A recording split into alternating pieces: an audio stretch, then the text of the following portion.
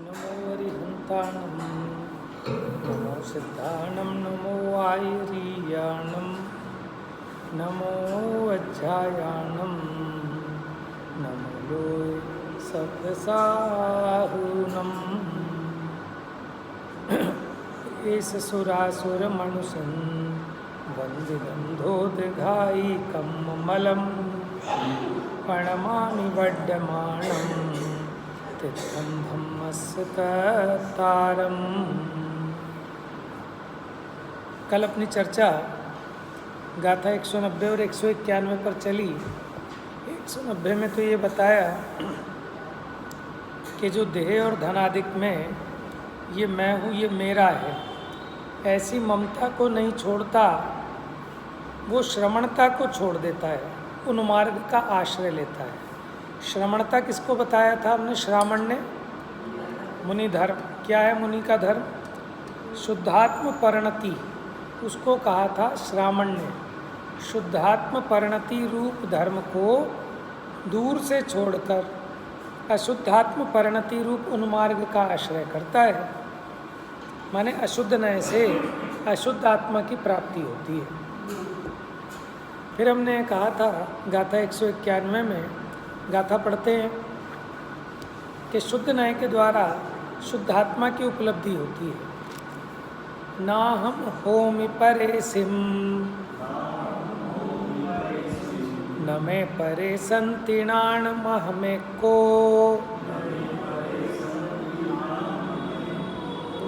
इदि जो झायदि झाणे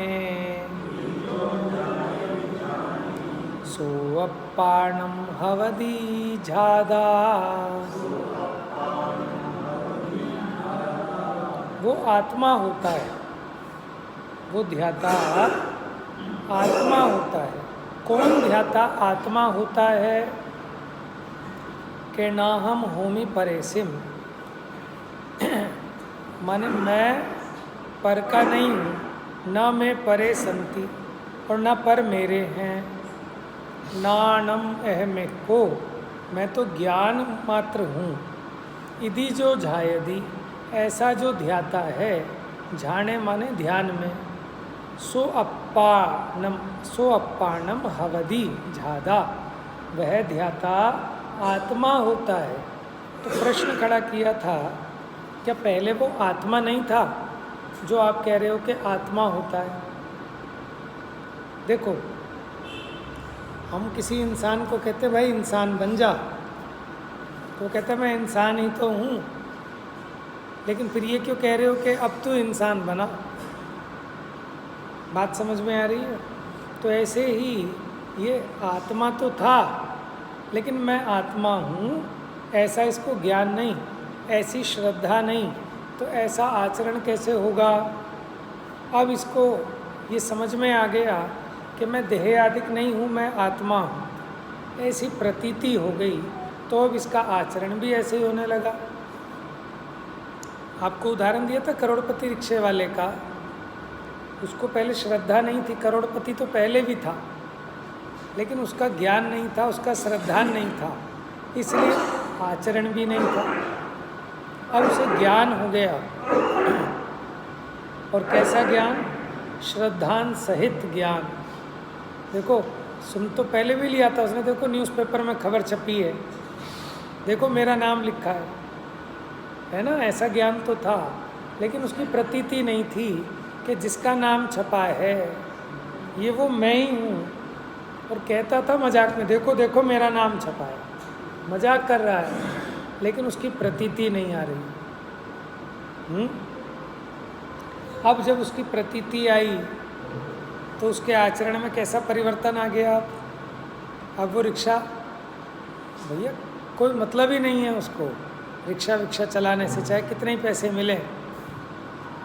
तो ऐसे ही आत्मा होता है, माने इसके ज्ञान श्रद्धान अनुभव में मैं आत्मा हूँ, ऐसा यथार्थपने अनुभव में आता है, माने शुद्धोपयोग रूप दशा को प्राप्त होता है। टीका, जो आत्मा मात्र अपने विषय में प्रवर्तमान अशुद्ध द्रव्य निरूपणात्मक व्यवहार नय में अविरोध रूप से मध्यस्थ रहकर। देखो कितनी अच्छी शिक्षा दे दी। जो आत्मा मात्र अपने विषय में प्रवर्तमान अशुद्ध द्रव्य निरूपणात्मक व्यवहार नय में, कि व्यवहार नय का तो भैया काम ही वही है कि वो अशुद्ध द्रव्य का निरूपण करेगा, तो आप उसमें अविरोध रूप से मध्यस्थ रहो, क्योंकि उसमें कोई विरोध नहीं है, वो संयोग की तरफ से कथन करता है।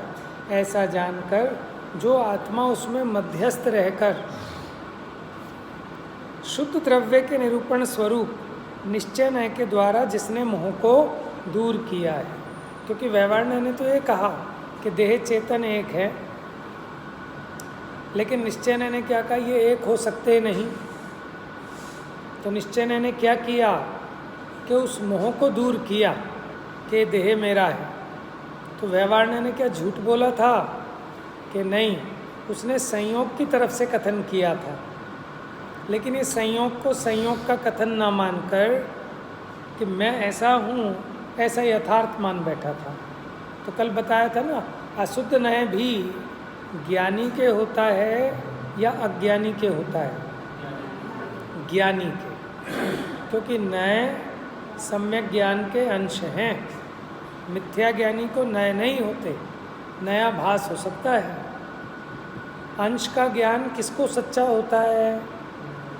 कि जिसको पूरे का ज्ञान हो। हमने कहा कि भैया 1/4 होता है ना, कि भाई चाय कितनी लिया भाई 1/3, यानी 1 में से 3 चाय बना ला। तो 1/3 किसको भाव भासना होगी 1/3 की? जिसको पूरा 1 पता हो कि पूरी 1 चाय कितनी होती है, उसकी 3 चाय तब करेगा ना। तो ऐसे अंश का ज्ञान किसको सच्चा? जिसको पूरे का अंशी का ज्ञान हो। समझ में आ रहा है?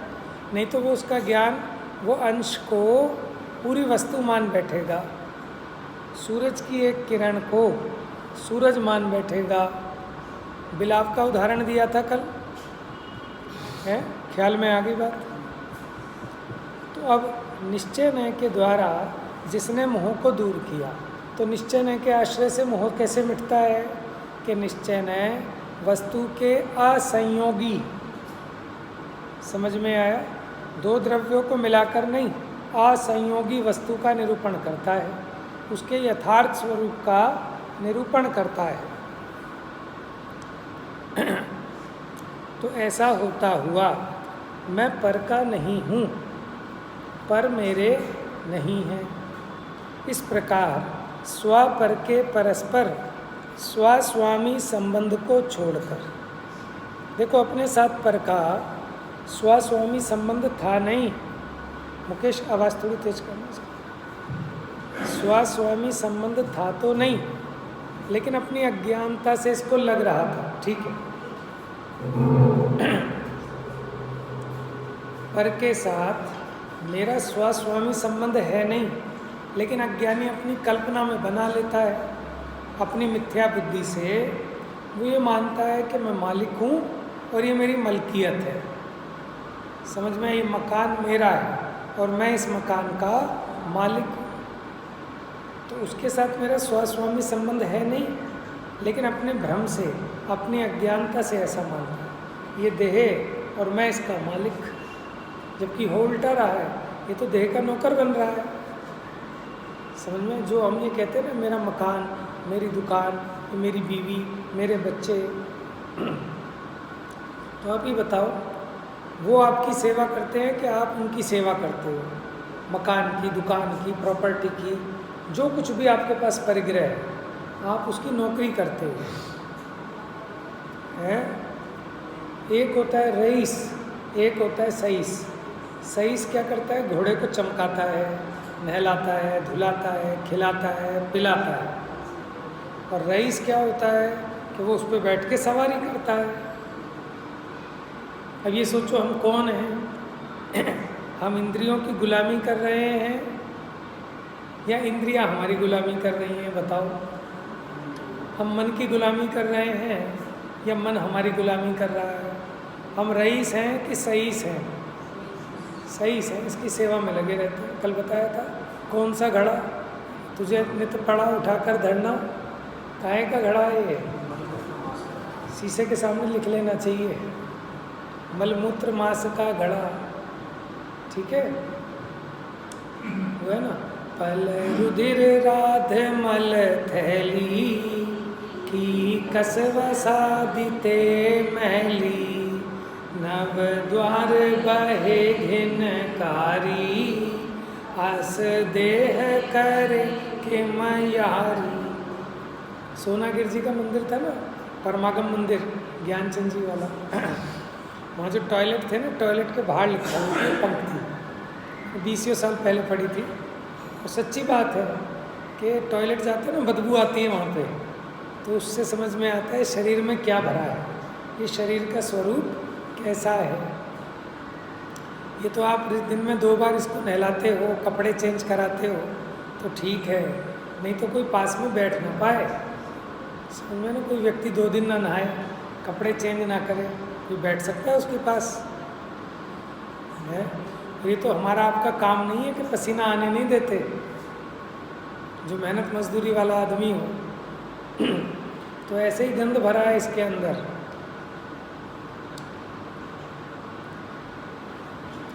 तो स्व पर के स्वस्वामी संबंध को छोड़कर, कहाँ छोड़ना है कि जहाँ माना था, मान्यता में, ज्ञान में पर के साथ अपना संबंध माना था, ज्ञान में और मान्यता में पर के साथ अपना संबंध छूटना है।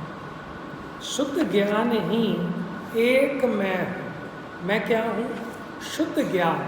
शुद्ध ज्ञान माने पर से भिन्न और अपने से अभिन्न। ये जो शास्त्र ज्ञान है, ठीक है, इंजीनियरिंग का ज्ञान है, अंग्रेजी का ज्ञान है, ये भी तो सब आत्मा का ही है। इसको अंग्रेजी का कहना, शास्त्र का कहना, ये उपचार है। क्या कहा? ज्ञान को शास्त्र का ज्ञान कहना ये उपचार है। ज्ञान शास्त्र में से नहीं आता, ज्ञान तो अपने स्वभाव में से आता है, लेकिन जैसा शास्त्र संबंधी होने से उसको हम उपचार से शास्त्र का ज्ञान कहते हैं, लेकिन ज्ञान तो आत्मा का है।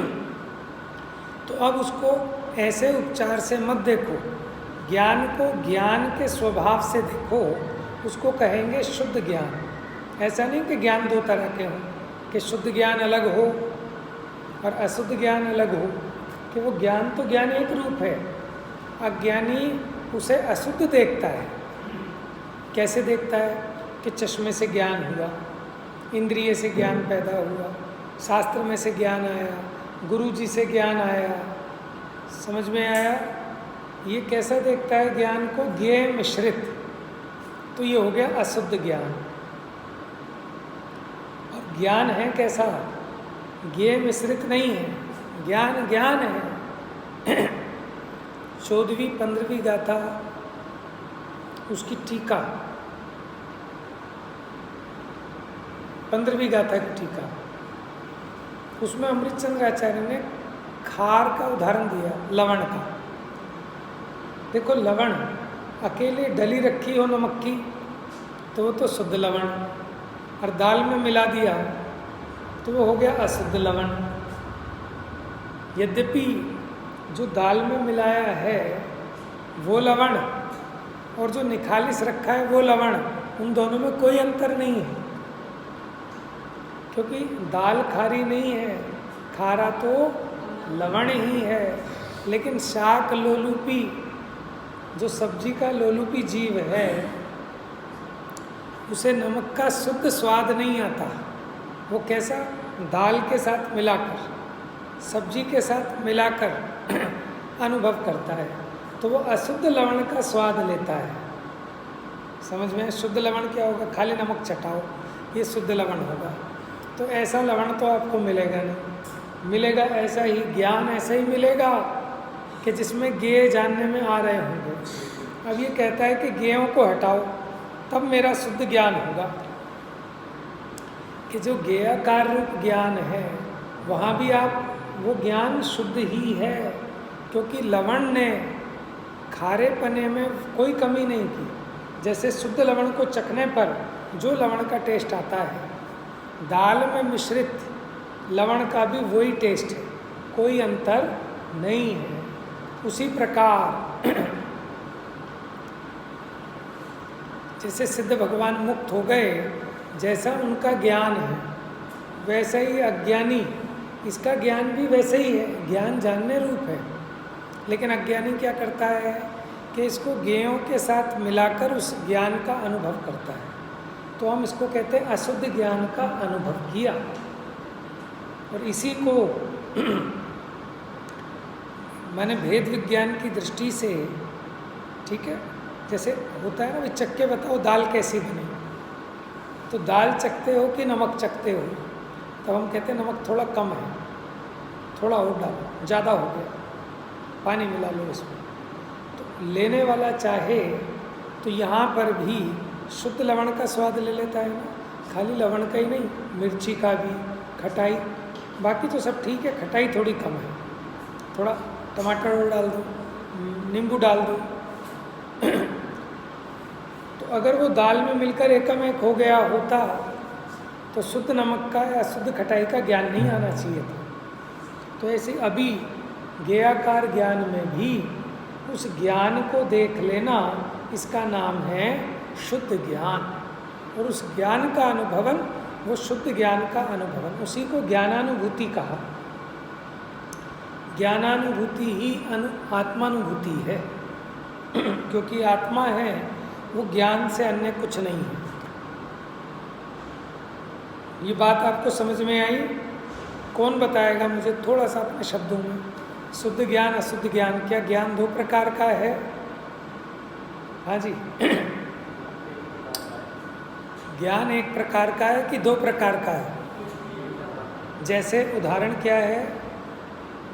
जैसे नमक, नमक तो एक ही प्रकार का है, तो फिर इसके दो भेद कैसे बने? सब्जी के साथ मिक्स है इसलिए दो भेद नहीं बने। ये जीव शाक लोलुपी है, लोभी है ना सब्जी का, तो शुद्ध लवण का स्वाद लेना नहीं जानता, लेना नहीं चाहता, समझ लो। ऐसे अज्ञानी शुद्ध ज्ञान का स्वाद नहीं लेता, क्योंकि ज्ञेय लोलुपी है, वो ज्ञेय मिश्रित ज्ञान का अनुभवन करता है, उसको हमने कह दिया अशुद्ध ज्ञान।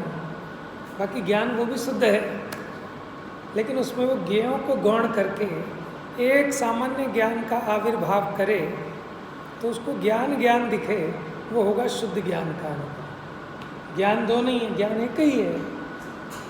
बात समझ में आ गई?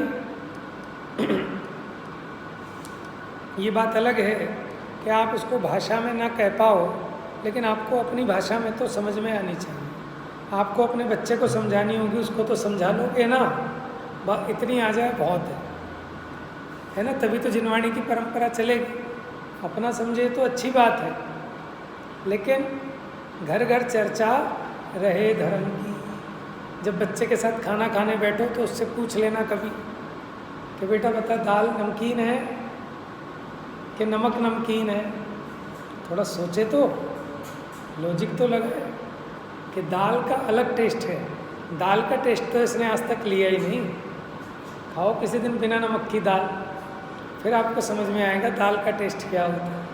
अभी तो मिर्च मसाले इतने भर लेता है कि ओरिजिनल दाल का टेस्ट क्या है इसको पता ही नहीं है, ओरिजिनल घिया का क्या टेस्ट है इसको पता ही नहीं है। समझ में आया? इसने क्या माना, दाल नमकीन हो गई, कि नमकीन दाल नहीं होती। अगर दाल नमकीन होती है, नमक तो फिर बेकार हो गया। नमक नमकीन है, दाल नमकीन। अब एग्जाम्पल करके देखना, खाली नमक चक्के देखना, और फिर दाल में जो वही नमक दाल में मिलाना, और फिर दाल में नमक चक्के देखना। दोनों का एक समान स्वाद आप ले सकते हो, लेते हो। चक्के बताना जरा, मेहमान आने वाले हैं, नमक तो ठीक है ना, तो कैसे चख लिया आपने नमक?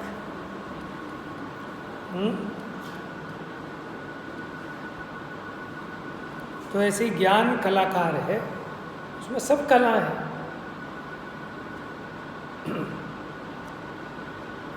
आप रूप को जान पनो सो सम्यक ज्ञान कला। कला माने चतुराई, कला माने निपुणता।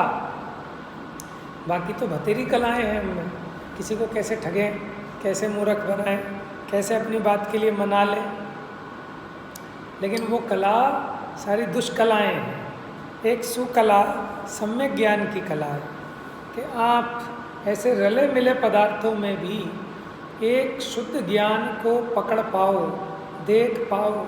ये ज्ञान की कला है, ये सम्यक ज्ञान है।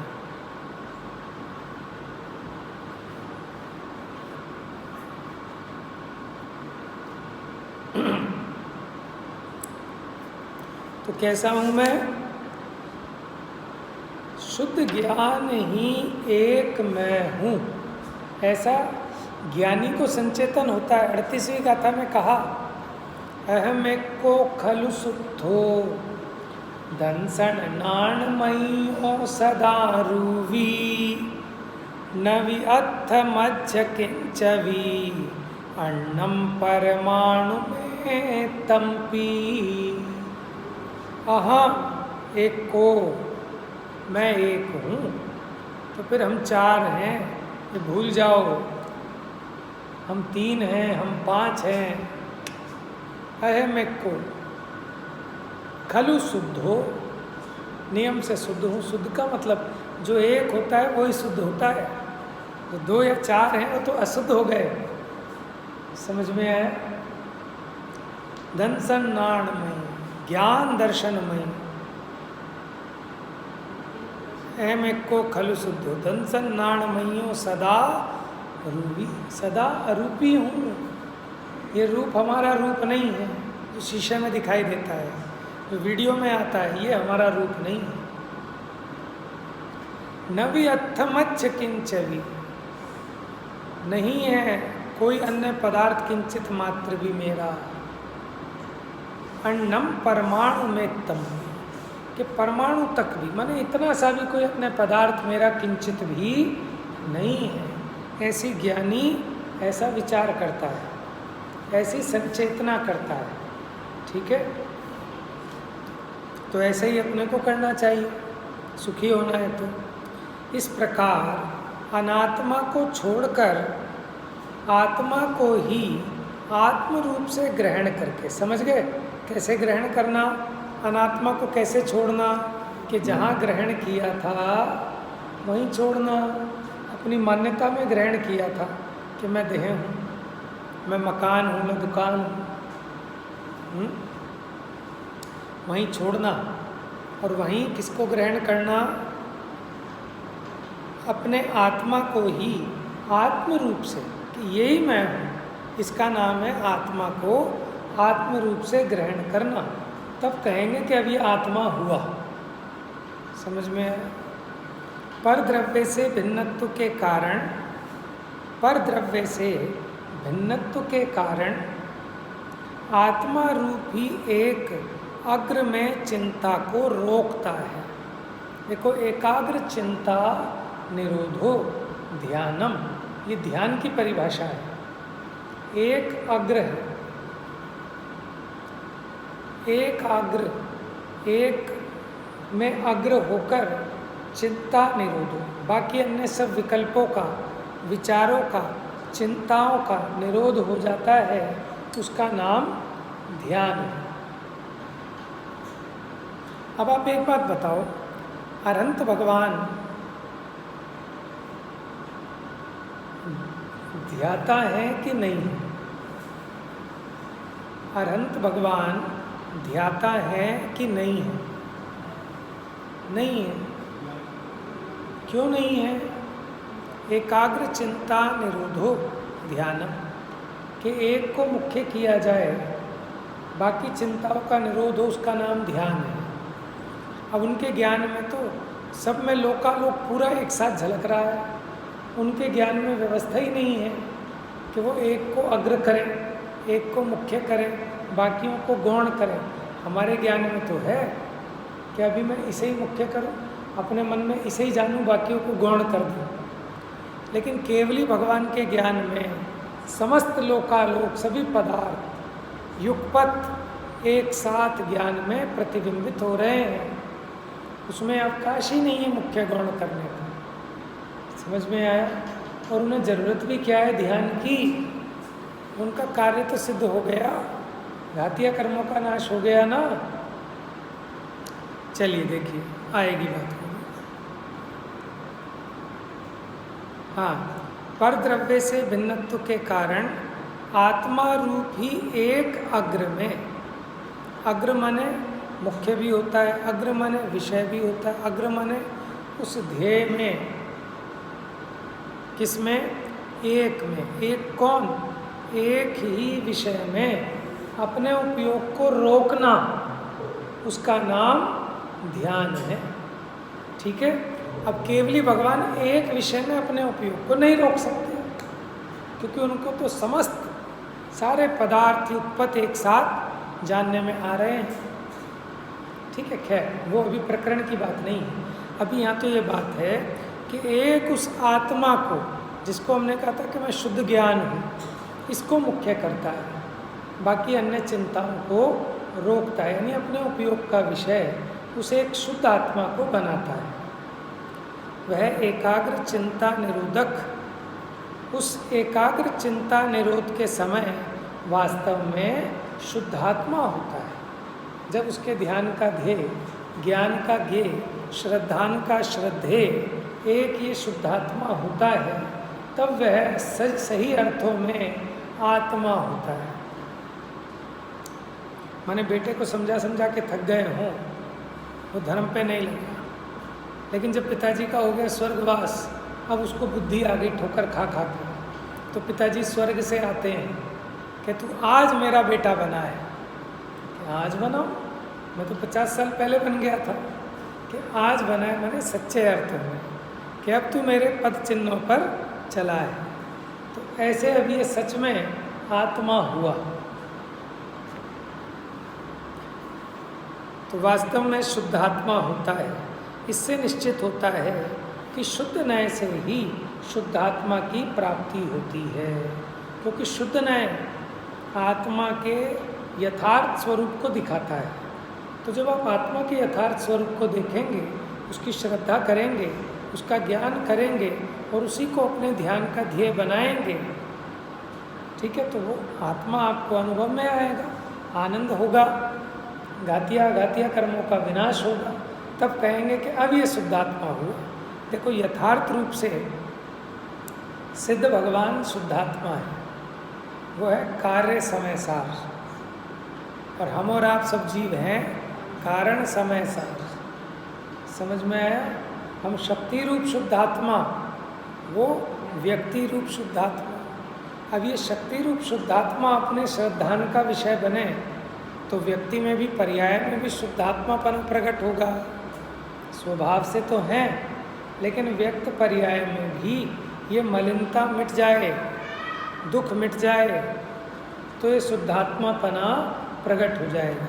तो यहाँ ये बात सिद्ध कर दी कि शुद्ध नय से ही शुद्धात्मा की उपलब्धि होती है। इसलिए शुद्ध नय का अवलंबन लेना योग्य है कि प्रयोजन के हिसाब से कभी किसी नय को मुख्य किया जाता है, कभी किसी नय को, जब आपका जैसा प्रयोजन है। आत्मानुभूति का प्रयोजन है तो शुद्ध नय को मुख्य करना होगा। इसीलिए आत्मानुभूति के प्रयोजन की अपेक्षा शुद्ध नय को भूतार्थ कहा है और अशुद्ध नय को अभूतार्थ कहा है। लोक व्यवहार चलाने के लिए अशुद्ध नय भूतार्थ है, क्योंकि शुद्ध नय के आश्रय से लोक व्यवहार नहीं चलता। बात समझ में आ रही? तो दोनों भूतार्थ भी हैं और अभूतार्थ भी हैं प्रयोजन अपेक्षा से। शेष चर्चा कल करें। जा वाणी के ज्ञान से सूझे लोक